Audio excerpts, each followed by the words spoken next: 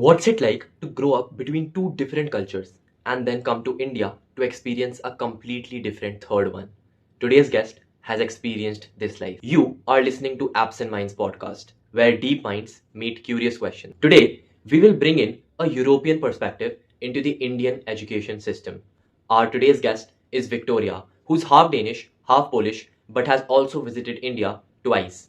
We'll talk to her about her experiences in our education system. We talked to her about how education in Denmark and in Poland is different from that of India. Is it better? Is it worse? And what are the things that Danish and Polish students do differently? We asked her questions like how deeply are parents involved in decision-making process for students in Denmark and in Poland, how their grading system is, how their career paths are, and what motivates them outside of studies, how social media influences their life, how they navigate through relationships, and her perspective and opinion on if gap years are really useful or not. We also asked her about some misconception Indian students have about European students, which are not true. So tune in and listen to this podcast till the very end, and I promise you that you will learn something new, you will learn something insightful, and which will make your school life 100 times better. And if you like the podcast, please subscribe to this channel and tell me in the comment section what type of guests do you need more on this podcast. Enjoy. Hi Victoria. Hi. So let's start from the very beginning, right? What was your childhood growing up between two cultures? As you said, you're half Danish, half Polish.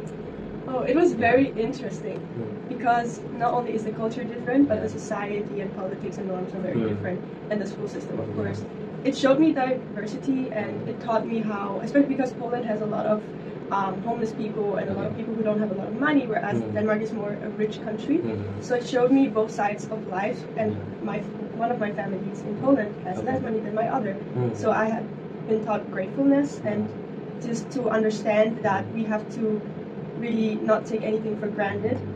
That makes sense. So growing up, did you feel more Danish, more Polish, or was it like a blend of both of them? I love that question because when I'm in Denmark, Yeah. I don't feel Danish, I feel Polish, but when I'm in Poland, I feel more Danish. So I've always actually asked myself that question, and I still have no answer. So how do you think it shaped your worldview early on? So definitely, I have a diverse understanding, and I have always been open to different cultures. And in Poland, I went to an international school, so I went with people from all over the world, and I really had an understanding of how great it is that we are so different, and that it's really brings something to the table. So what do you think your one memory from your school life is that you think wouldn't happen if you were going to school in India? That is a hard question. Anything in particular that happens in maybe Denmark or in Poland, which you don't see much around here? It's not that I just haven't seen it here, it might be here. This is something I tried in Poland, I haven't seen it in Denmark. I went to an international school, so that is a memory that really made me open-minded to every person, no matter where they're from and what they come from. So I think that memory of being more open-minded than people from my old school in Denmark, that's a good memory. Experiencing different cultures, different backgrounds, right? That's not much of we found in India, because it's mostly people from the same culture. We don't get to experience a lot of different cultures like yourself. So could you walk us through the education systems in Denmark and in Poland? Yes, so I went from 0 to 3rd grade in Denmark. It was a public school, so that means that, people can't get thrown out. So there is a lot of bad behavior, but 0 to 3rd grade is very unserious, and it's just developing who you are. So there's not really much to it. Then I moved to Poland, and we first went with the American system, so that would be Cambridge, I think, GCSE to call that. Yeah. And there it was more serious. I realized how they really care about grades. It reminded me more of what I've seen in the schools in India. There's a competition. You have to be top of class because that's the only way you get somewhere. So I went from unserious school where they focus on your personality to now you have to focus on your future. And I didn't even speak English. I was put in a school, English exams, not speaking a word. So it was very tough on me.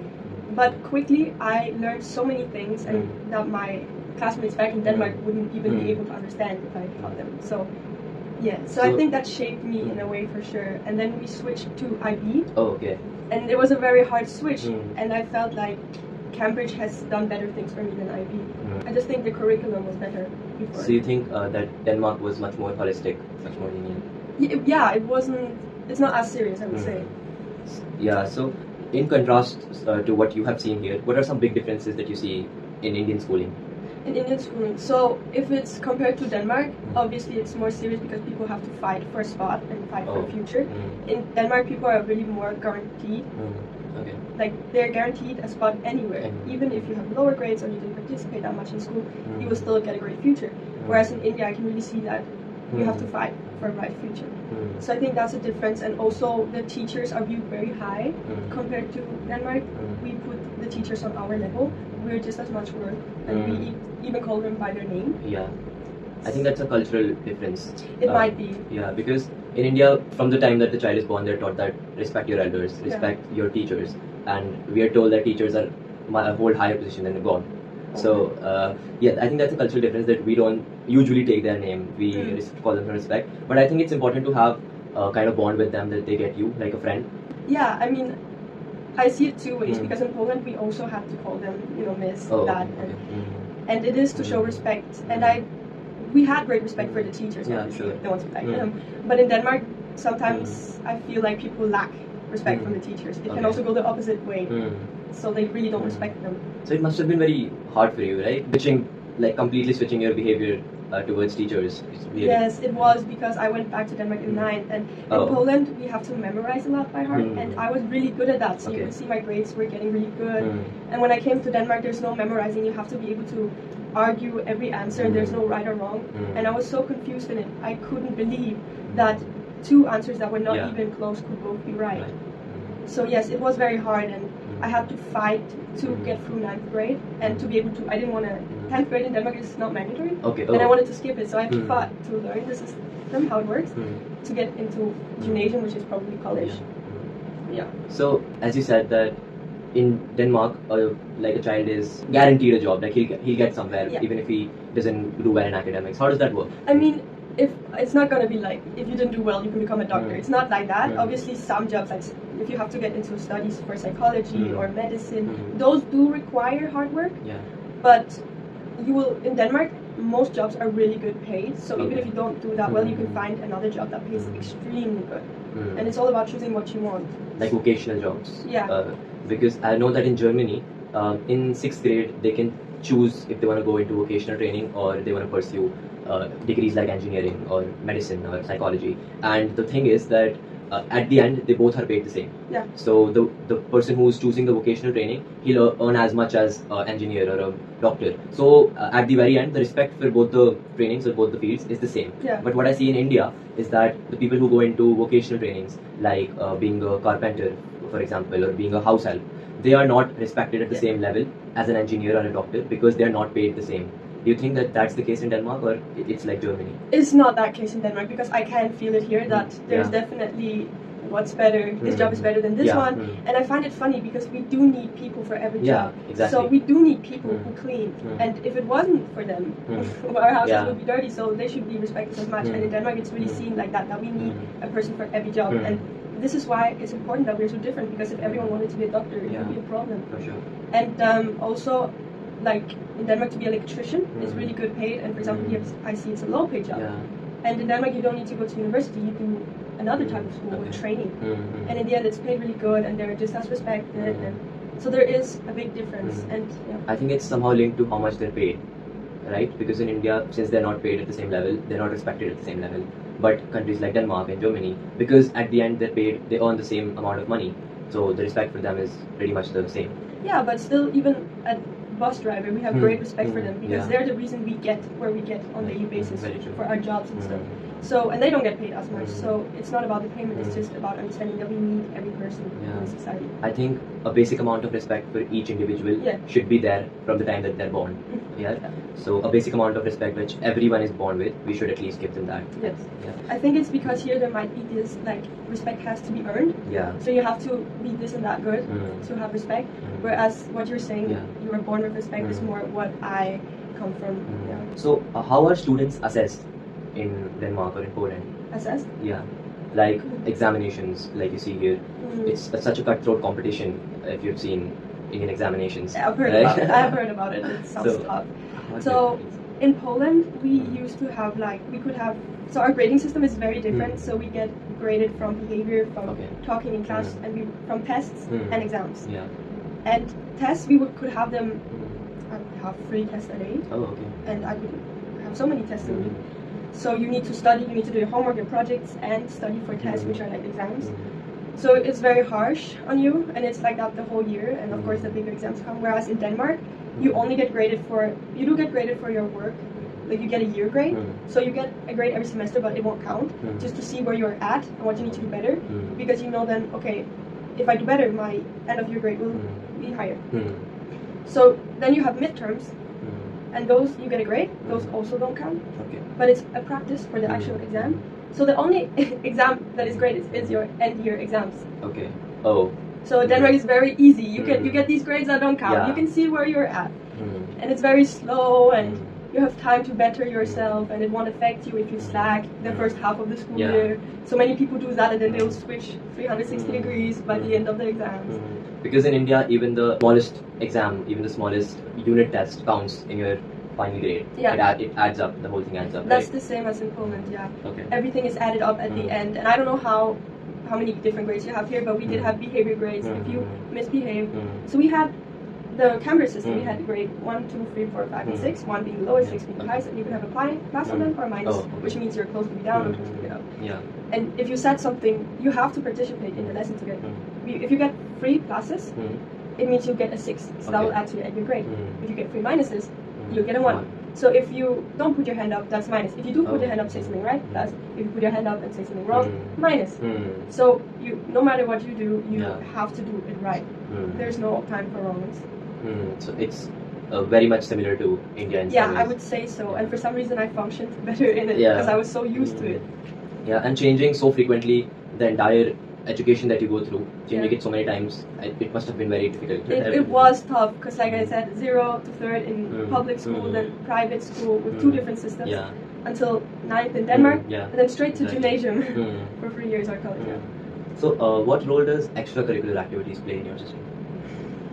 Nothing.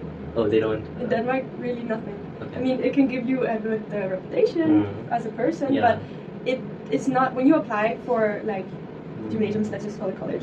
Sure. So college, it's not, you don't have an option to pick, okay, oh, I've done this and that. There's nothing like that. All you submit is your grades, like your points. So you have, when I had to get in, you had to have a score of 5. Okay. And now it's been changed to 6, I'm pretty sure. But that's all they looked at. Yeah. Okay, so they don't look at any extracurriculars that you do? No, I mean the only thing is the teachers will also decide if you're mentally ready for it. Oh, so they conduct an interview? No, it's more like if they see you not, like if a student is doing really bad and it seems like something wrong is going on in their life, they might have to talk to you because they don't want to write that you're ready. But then in that talk, you can change it and say I'm ready, and that's what I did.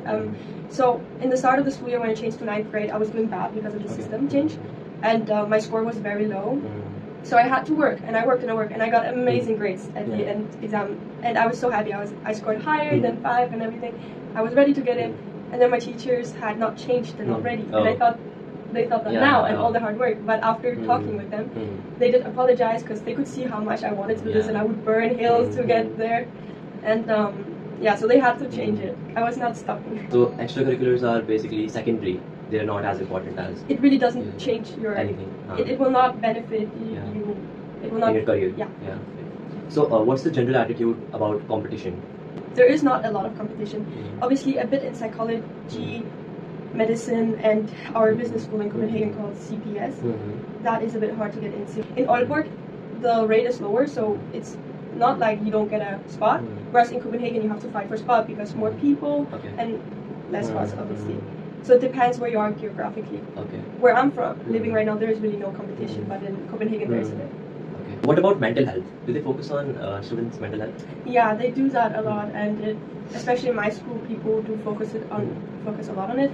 I personally think it can go the other way. It can be negative because it will be an excuse. People who are not even diagnosed will go around and say, I have anxiety, I have depression, and it's gotten it's a norm to have some kind of sickness, which I personally can get a bit frustrated about.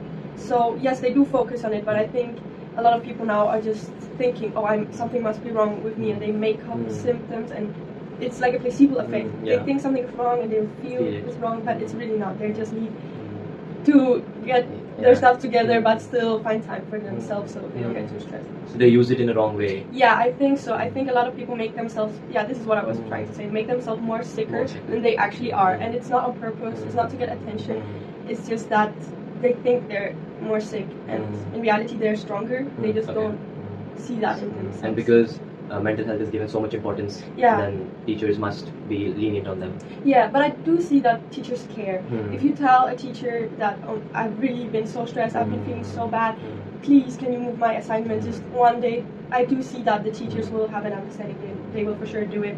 And especially if the students keep their promise and they actually, give the assignment the day after, they will allow for that students to do that more often. Whereas if they don't do it, the teacher will lose the trust. Yeah.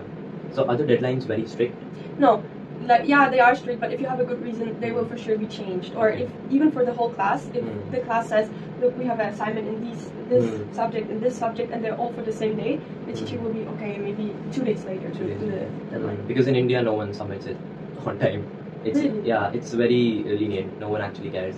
We can submit it whenever we want. I've seen people not even doing their assignments or making that particular assignment the whole year. Oh wow! Yeah. Because I've been to different schools. The rule is different, but we have physical absence, and we had absence of assignments and projects.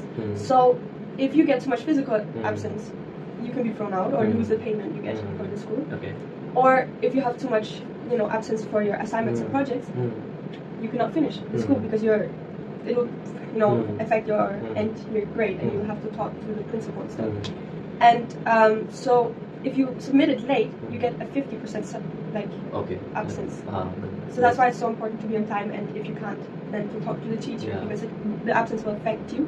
And in my first, I've been in 3 different classes in college. It's very extreme. It's not normal. And I was in a different school in a different place in Denmark, and there, if you didn't do your assignment, you would be in Friday jail. They would force you to stay at the school and get help. Like a detention. To finish the assignment, you could go when it's done. So because I think in India, it's not as online. We don't use as much of laptops or tablets, right? It's more physical. We use pen and paper more. It's all how the teacher notes down who has submitted their assignment, who has not submitted the assignment. It doesn't come online. So basically, when I'm sure that if someone in Denmark doesn't submit their assignment, it shows up on the it will be red app. Yeah, it will be red, right? That's not the case here. So it's much more lenient that way. But up until a few years back, when COVID-19 hit, everything was online. We used to study online. At that time, it became a little bit stricter because then everything was online. It used to show that the assignment is missing, but it looks very bad. And then when everything came back to normal, it again started being. So yes, it is very stressful when you see everything online because you want it to be green and perfect because that shows success. Whereas red is like, oh no. In Poland, we didn't have it online either. I mean, we had a platform, but the assignments we had to hand them into the teacher. It was very strict. It would affect your grade very badly if you didn't hand it in on that day. So it was strict, but it was also handed in. We wrote everything. That's another thing that was different. I didn't know how to use a laptop when I came to Denmark. I was used to writing in hands, pages and copying on the board, reading in books, heavy backpack kind of life. And when I came to Denmark, of course we did coding, but on Microsoft, like old computers, the oldest computers ever. And in Denmark, I was handed by my dad his laptop because now I'm going to school like this. What do I do? What is this? And that was very hard to also learn all of the platforms. They use so many different platforms for each subject. So. From what I'm hearing, Poland is a lot similar like India, right? The heavy backpacks and noting down from the board. But do you think, what do you find better, the online system or the pen and paper system? Because it's a big controversy here that should we go moving forward in future, should we go towards online learning and taking notes on iPads and laptops, or should we stick to pen and paper, the traditional things?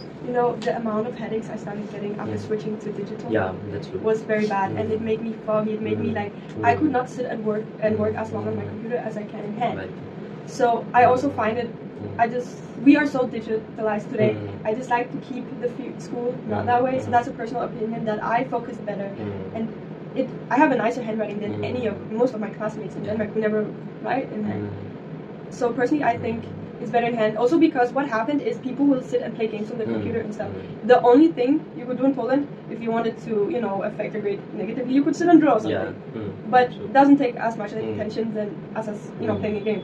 So personally, I think it's better on paper. The teacher can see what you're doing. Yeah. You're actually doing your work. You're not sitting and playing Minecraft on the computer. And it's scientifically proven that when you write stuff down, you memorize it better. Yeah. So that it I helps. see too. I definitely see that. I had an amazing, photographic memory. I used to call it in Poland, and personally, it just everything went better for me that way than when I switched to computer. Yeah.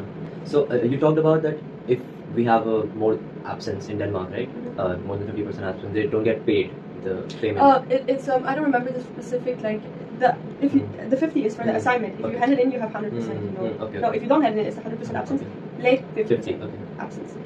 And if you don't come to school, it'll be if you don't come to the subject at all, 100% subject. If you come late to the subject, 50. And when you reach a specific percentage of absence, you will lose what we call ESU, so payment from the school. Okay. And so the school pays you. Yeah. Oh. But they cannot pay you to go to school if you're not coming to school. Yeah. And it has to be very high for that to happen. Okay. So you really have to ditch a lot of school. So it's not like people are scared of it happening. Okay. It's not like you can't get sick of it. No.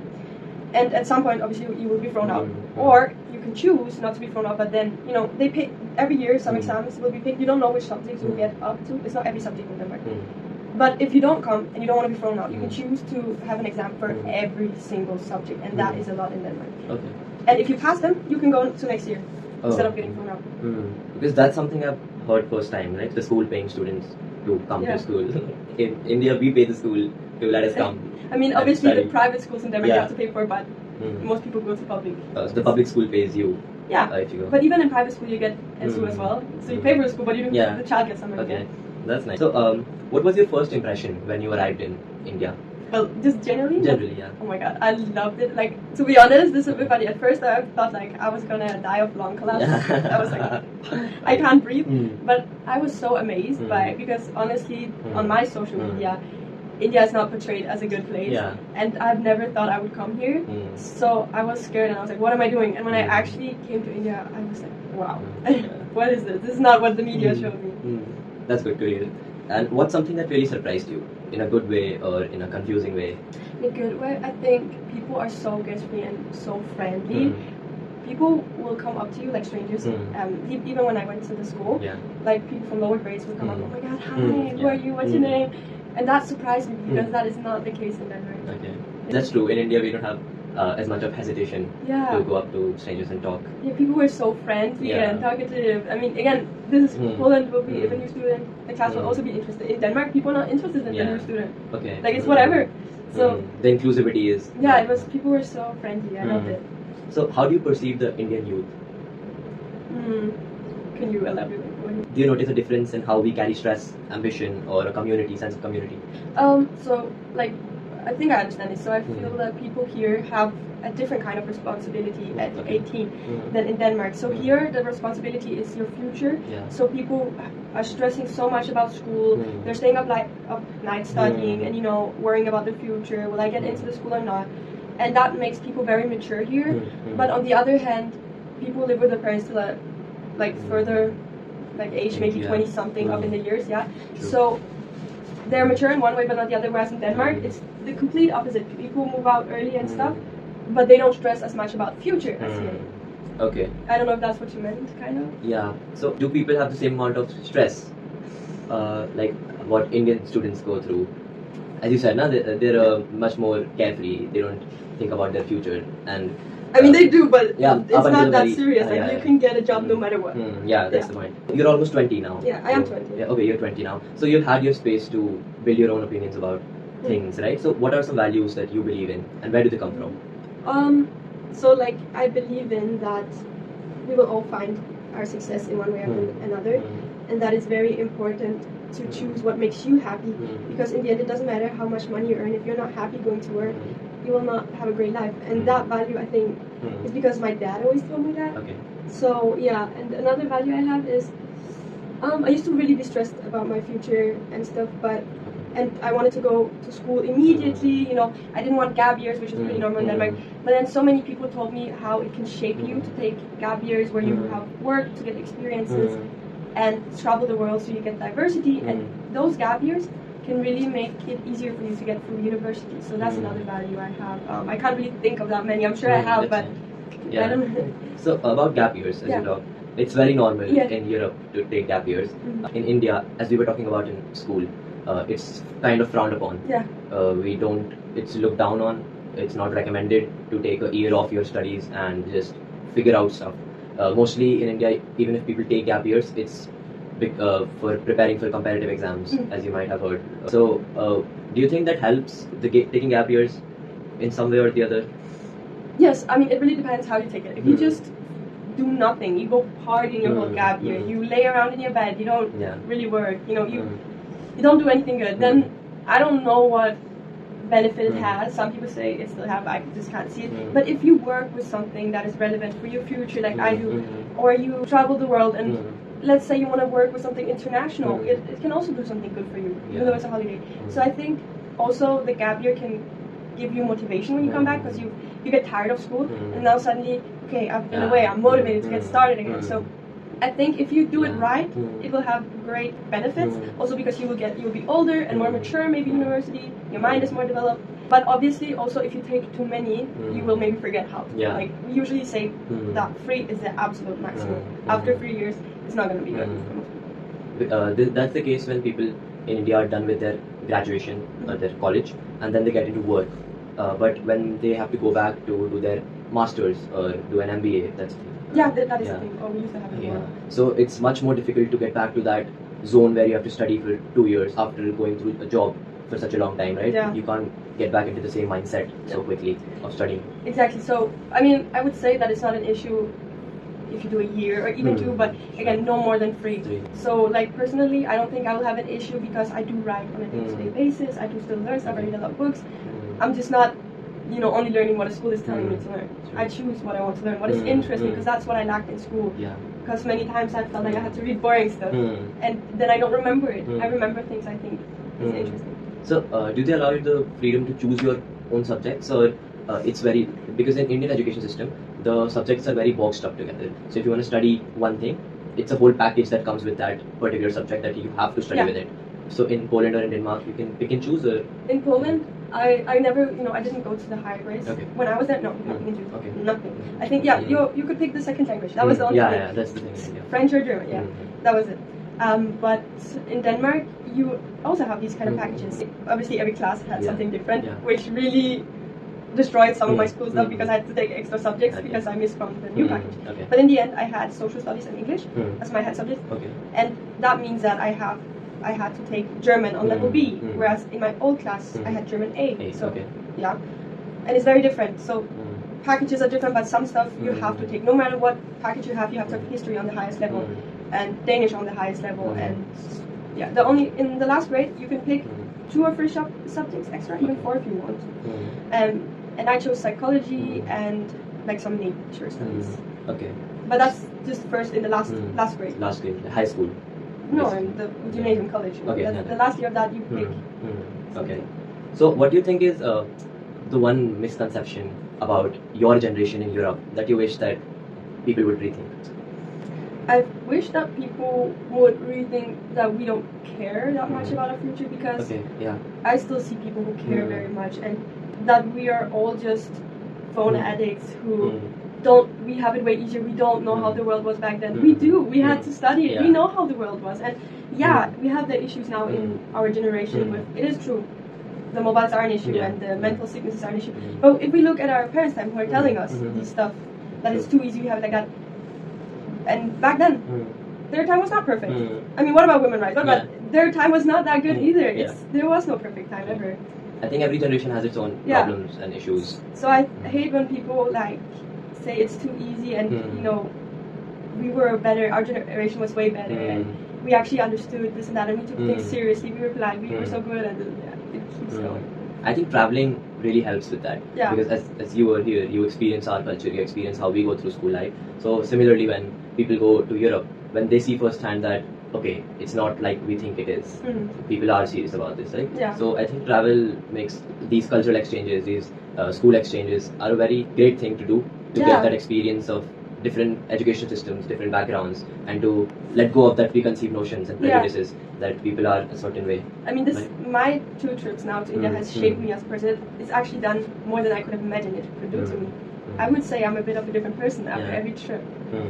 So, do you think growing up, did you ever struggle with fitting in or feeling different, especially being from a mixed cultural background?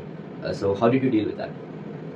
Well, in Poland, I would say I fit in perfectly. I Okay. was pretty popular. Like back from like the smaller class in Denmark, I was not popular at all. I was Okay. just a person in that school. Mm-hmm. I didn't have that many friends in the Mm. class. I just had my core friends. It was very harsh on me as a child. I didn't understand it. In Poland, I was pretty popular. I got pretty high on that. I went a bit too far with the popularity. And well, everyone was from a different country almost. So the culture was never a problem. We learned to celebrate each one. So we would have so many different celebrations because we included every person's celebration. So, you know, I would be at these Italian things, Spanish things, these American things, 4th of July, all of it. Yeah. And then when I came back to Denmark, I spoke Danish, but not that good, and I felt different. Poland is a bit more like here with culture-wise. There are some don't and do's, whereas Denmark people party hard, they drink hard, and I didn't do that. Okay. And I didn't speak that slang. I was looked upon as boring and different, and I had a hard time fitting in. And I tried to fit in, but to do that, it was like I had to do crazy stuff, and it was very harsh. Okay, so you seem a bit more inclined towards Poland. Yeah, I mean, this day today, I would not be able to go back to school because I'm not doing that switch again. Obviously. Yeah, but I definitely took my childhood slower. I was allowed to be a child in Poland, whereas in Denmark, my childhood was taken away from me. That's a nice way to put it. So, and I think social media plays a huge role in how we perceive ourselves, Yes. right? So, how have you felt this pressure growing up to how do people age in Europe? They deal with comparison and the validation culture. When it comes to social media? Yeah, when it comes to Yeah, so I remember a specific day walking into school in Poland, and there was a classmate who told me, have you got Instagram? And I said, yeah, I got it a week ago. And he said, can I see your page? And he said, you only have 30 followers and no posts, oh my god. And it struck me. Yeah.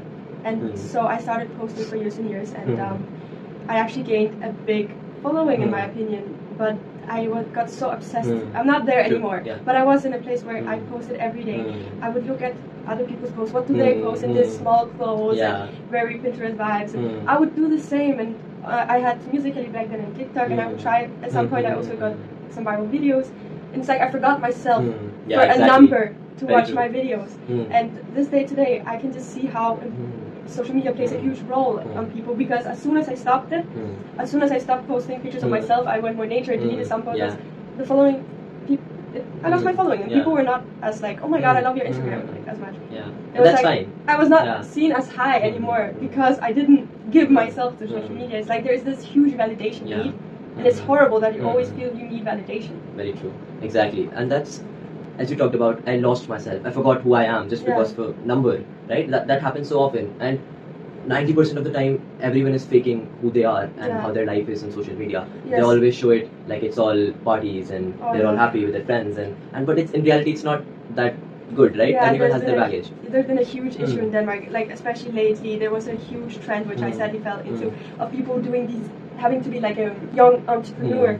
So people would drop out of school, drop out of their works, to be part of a business that the way you earn money is to get people into, it's a pyramid scheme, and it's been, I would say it's almost like an epidemic in Denmark of people dropping everything to be part of a scam. And you know, this is also about validation. It's like, look at me, I'm earning money, I'm a businessman, I'm a businesswoman, and people would say, woman power, look at me, I'm earning money on my own. In reality, you're earning money on scamming people. You're dropping out of education. When you end this scam, you have no future. And it was so horrible. It was honestly, luckily I was working with a team at a TV show to get, so I went on TV and exposed them. So I hope this epidemic stops, because I do see how it destroys people's life for validation. Yeah, for validation. And it makes people so pessimistic. Saw a post a few days back, like people get so sad that, like you said, I just have 30 followers or I just have 15 likes. But imagine in real life 15 people coming up to you and saying that, oh, you look nice today. That would be amazing. Yeah, that would be the best day. Yeah, but the social media showcases it like, oh, you only have 15 likes. No, that's a lot. Imagine 15 people coming in real life. So it shifts our perspective a lot towards the pessimistic side. Yes. And we only start seeing the flaws in life. Yeah, and I also have seen that people feel better with themselves because they have more followings. And when now it's going back to those business people, like, oh my god, I have a future, you don't. It's like, look at me, everyone loves me because I'm doing this, and you, what are you doing? You're boring, you're at school, you don't post on Instagram, you have no following. What are you doing? You're boring, you're old school.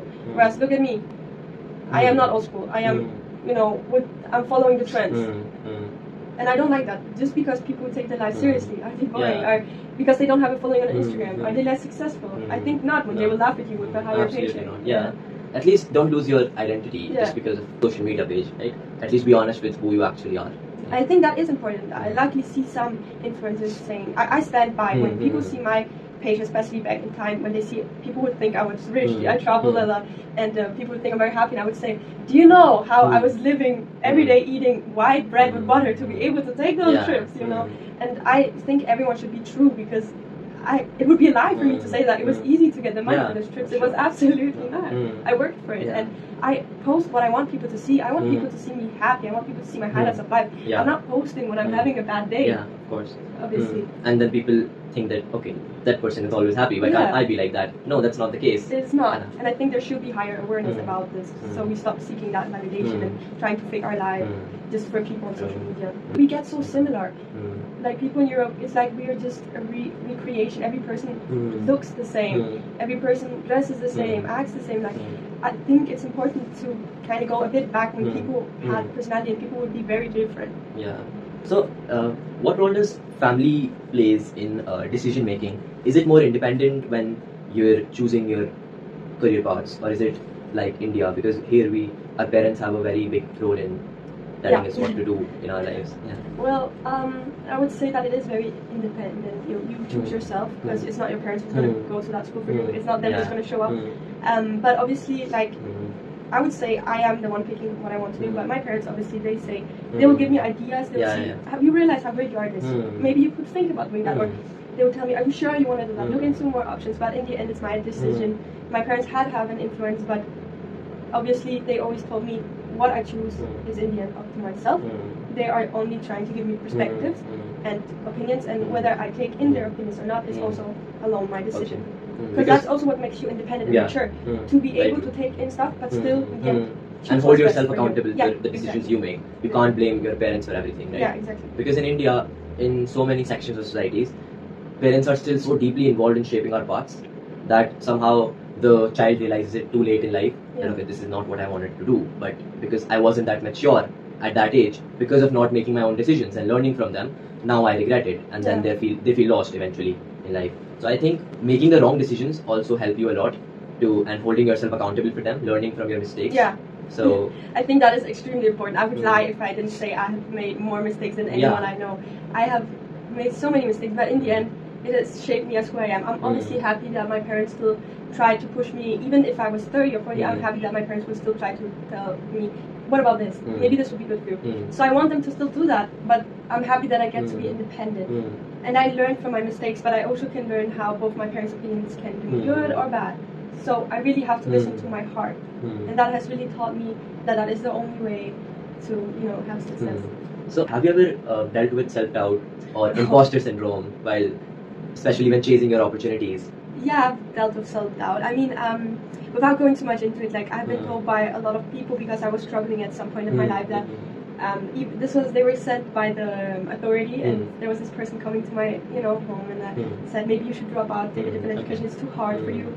And it hurt so badly to hear those words, and many people told me that, and I was doubting so hard, can I do it? I'm not strong enough.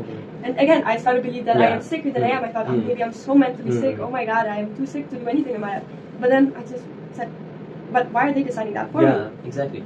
Well, maybe I should choose whether or not I am sick. Maybe I should choose if I'm strong enough. And when I graduated and my dad put my graduation hat on, I just knew that, oh my god, I should have never doubted myself. Like, it was such a hard road. I had a hard time in college, but there I was with my graduation hat. And I did something no one believed I could do, because really, I didn't have the usual path in college. I had 3 different classes. And we had to take up subjects, and everything was horrible. And I think that's why it's very important to surround yourself with people and the environment that believe in you, right? With the friends that motivate you to do stuff rather than picking on you all the time. Yeah, and I didn't have that, sadly, at that time. I also lived alone. I moved out at 15 and I never came back. I moved to Denmark alone for boarding, and then had my apartment at 16, so I was alone. I only had the school and the authority, and I didn't have that. And there, I also think if people don't have anyone that supports them, that still shouldn't be an excuse to give up, because you cannot be dependent on outside people. Not everyone gets to have supportive people in their life. You have to support yourself. You have to believe in yourself, no matter how it gets. You have to not give up. I will not sit and tell my life story, but I have been through so many things, and I didn't give up. I believed in myself when everyone told me I couldn't do it, and I got there. And I think that people, even when it feels like the world is falling apart, you can get through that education, even with no friends, even if the teachers are not good. You will get through. You will have a future. You have to be self-sufficient. At the end of the day, you have to push yourself and believe yourself. That's when you believe in yourself, you become much stronger. I even felt more clever when I told myself you are clever. It's like suddenly the assignment was easier. I could have looked at it for 3 hours thinking I was dumb. No, you're clever. Suddenly I saw the solution. The way you speak to yourself matters a lot. Yes, if you speak highly to yourself, you will and view yourself as a high person. And other people can also see how you view yourself, even if you don't say it. If you're confident in yourself, people will see that and they'll think, wow, she is clever and stuff. Whereas if you view yourself low, people will also see, oh, she's not so low, she's not doing good. So it is important how you view and speak to yourself. True. So if you could give one message to the young Indians navigating academics, choices and pressure, what would it be? It would be that you have to, like I just said, believe in yourself. And I know the environment here is harsh, but you will get the opportunity to maybe study abroad or go to college, and you have to work for the job you dream for, and obviously choose what you want. Don't choose for the paycheck. Choose for what makes you happy, and keep pushing yourself. There will be an end to it. Life is long. This is just the school years. It will end at some point, and when you actually get through it, it will not feel like it was as long as it is. You feel like the years are going by slow, but in the end it is quick, and one day you'll just be at work, and where those years? Studying, being up late, stressing, feeling like the world would end, not believing in myself. So it will be over one day. You just have to keep fighting and you will get there. So I think that's my best advice. And even though you might wish for a different school system, you were born here, you get what you get, and every place has a plus and minus. So just take in the pluses here, take in the advantage of, I would say, the community work. That is amazing, because that can shape you so good, and you can learn so much for doing good stuff for the community, which we don't get the opportunity for. So there is a plus and minus. You just have to work with what you have. And if you could take something from India back to your own country, what would it be? Culturally, personally? If I could take something? Yeah. Oh my god, I wish we had the community work. I think they do such great for you as a person. Not only to get into college, but they shape you in some way. And the generosity, the hardworking, like the culture of hardworking here. And the last thing would be friendliness. Friendliness and kiss. The community, the feeling of community is very strong here. Yes. Right? We can all just go to each other and ask for help. The society is very strong. And I think it's very important to go through your everyday life. You should have someone to lean on. You should have that sense of community that I belong somewhere. Right? So what would you write in a letter to your 15-year-old self? Oh my god, what a great question. When I was 15, I would probably tell myself, things are going to get very, very hard for you very soon, but this will shape you and teach you a life lesson that most people won't have. And you might think it's unfair. You might think the world is falling apart, but you will stand with success at the end of the day. You will. And even now, it's not the end of it. I will have hard paths. And maybe my 30-year-old would say the same things to me. Hard things are about to come, but in the end you will learn from them and you will have success. So that message I think I can use always. I think the one advice I got from someone was that always think of your role model as yourself 10 years older. So who's your role model 10 years from now? Myself 10 years from now. So that's my role model. That's who I want to make proud. Right? So myself in next 10 years, and then just keep doing that. I love that. That helps you a lot in making decisions. To think of yourself as a third person. Oh my god, I love that. I love that. Think of yourself as a third person and make yourself happy. Right? Do things that would make your future self proud. Make things easier for them. I will remember that. That's absolutely amazing. If you had to define this chapter of your life in 1 or 2 words, what would it be and why? Shaping. Why? Because I'm 20, and I think obviously every year will impact you, but your younger years really shape who you will be as an adult. And even though I am an adult on paper, I am young. So I think shaping, because it is those years are important for the future. Another word is success. I think that defines this chapter, because I feel like what I've overcome is really success. So I am very proud of myself. So success. Okay, the last question. What's something you want young people listening right now to take away from your story? Really believing in yourself.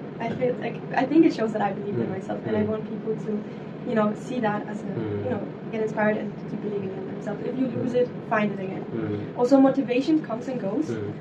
You will lose your motivation in your dreams, in school and everything. What is more important than motivation is what is it called? Being tenacious. Yeah, like doing it. You just have to do it. So keep doing it even if the motivation is not there, because motivation you will never find anything in your life. Discipline. Discipline. Yeah. So discipline is the most important, because motivation, no matter whatever you do in life, motivation will never be there all the time. So discipline is key. Yeah. Most of the times, I think not even sometimes, most of the times you won't feel like doing something that you have to do, and discipline will get you through places where motivation won't. Yeah, and when the discipline has worked, I think the motivation will come back for the next chapter. For because sure. You can see, wow, I got through and it worked, and you're motivated for the next chapter. Yeah, and as she said, believing in yourself will get you to places that nothing else will. Yeah. Being there for yourself, being self-sufficient, not seeking validation from others. I think it's the Bible. It is. Yeah. It's very. Keep sticking to that, you will find success one way or the other. Right? Yeah, you will. So how was your experience? Amazing. Podcast. It has been amazing. I loved it, and I feel like the questions were absolutely amazing. You really ask deep questions, but I love that. That really gets you to tell about what shaped you and what's important, your values. Going deep into your story. Yeah, I love that. Thank you so much. I love that you came here. I would love to have you back if you come to India. Oh, this is not my last time. Yeah, for sure. I'm looking forward to it.